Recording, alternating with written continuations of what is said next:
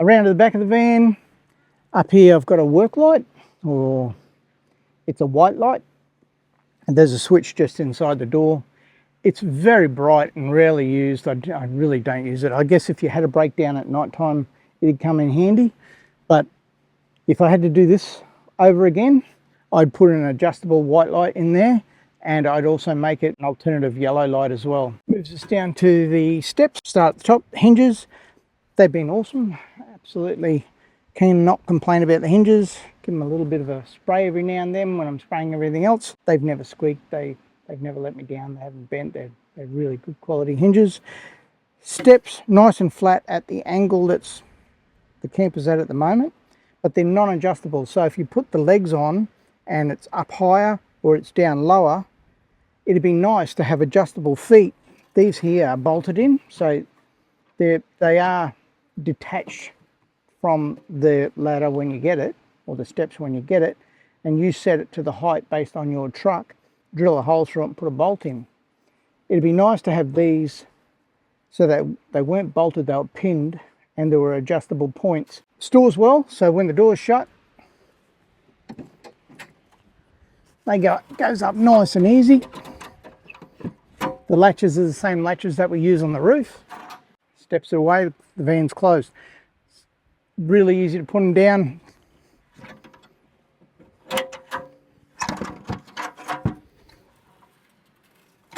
And they're down. No complaints at all about the steps. The door, I have changed the door. This camper originally came with a door that popped up. Only had the one strut on that side. That one strut failed after 6 months. It wasn't going all the way up, had to be pushed at the end. And the strut also hinders your ability to put the fly screen on. The door, when it slides up, when the roof's down, you've got no access to the roof. Storage on the door. I've got some ocking straps that I use as spare ocking straps for this and that. But you can shove all your towels and your spare blankets, your thick jackets that you don't wear very often, in behind those ocking straps, and gives you good storage where those items are out of the way. I also have a detachable light on the door so that it's a night light when the door's open at night time, so you can see the steps. When you close it, you've got a bit of light inside along with the light that's above you. The lock on the door is awesome.